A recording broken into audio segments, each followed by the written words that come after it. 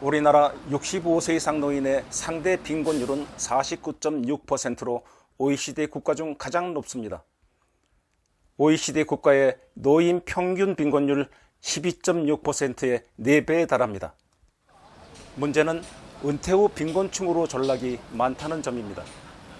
최근 보험연구원의 노후소득 패널 조사를 보면 2004년 50세부터 65세까지의 중산층 866가구 중 52.9%에 달하는 458가구가 2010년에는 빈곤층으로 바뀌었습니다. 은퇴 후 중산층 2가구 중 1가구가 빈곤층으로 바뀌고 6년 뒤에도 중산층을 유지한 가구는 45%에 그쳤습니다.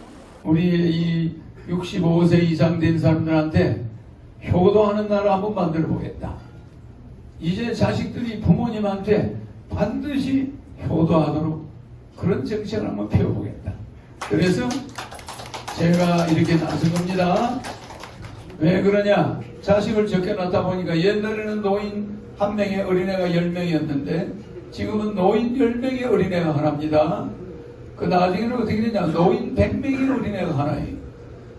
이 35년 후에는 대학교 가는 학생이 단 1명도 없을 수가 있습니다. 이런 인구를 만들어 놓고 여러분들은 보수다 진보다 하면서 나라를 절단내놨습니다. 내가 30년 전에 결혼하면 1억 줘야 된다. 우리나라 망한다. 58년 개띠가 있으면 20년마다 베이비붐이 일어나야 된다. 58년 베이비붐, 78년 베이비붐, 98년 베이비붐, 2018년 베이비붐 없어요. 그러니까 갑자기 어린애 10명의 노인 하나가 있던 나라가 갑자기 몇십 년 만에 노인 10명의 어린애 하나, 나중에는 100가구의 손자 하나 태어나라. 100가구가 있으면 거기서 손자 하나를 볼 수 있는 이런 나라로 앞으로 바뀌어가고 있다는 걸 여러분들은 모르고 있어요.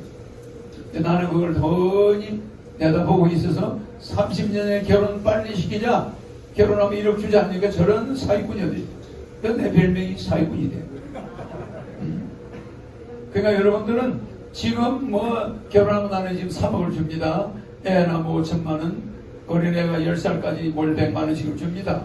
육아수당을. 그러나 그때 했더라면 이렇게 많은 돈을 안 줘도 돼요. 그리고 인구도 많아졌을 겁니다.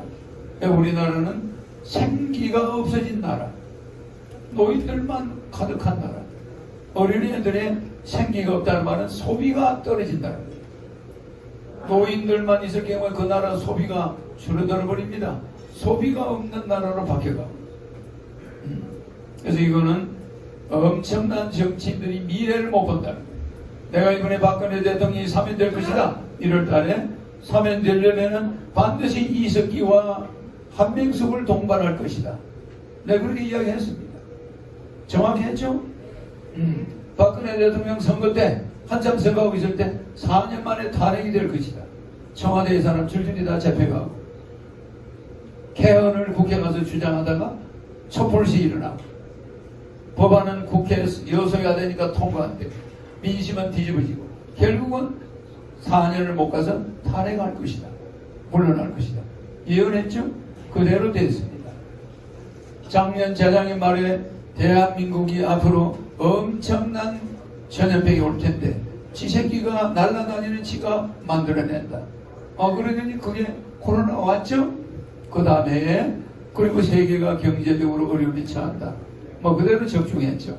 한치 앞을 모르는 사람들이 정치를 하고 있어요. 저는 미래를 훤히 보기 때문에 15년간 3만 불이라는 이런 망측스러운 경제성장 결과를 가지고 여러분들이 진보다 보수다 싸우고 있습니다.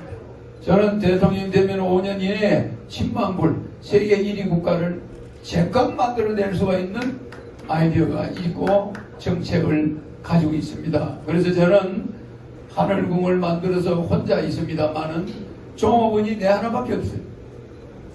그런데 IMF보다 더한 코로나 전국에 지난 2년간 74억 8,600만 원의 종합소득세 냈죠?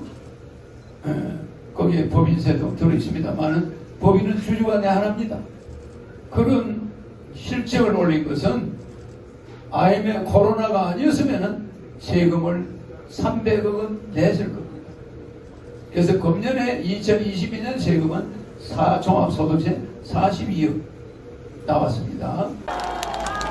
그러니까 우리가 한번 뒤집는 것도 매력이 있잖아. 그죠?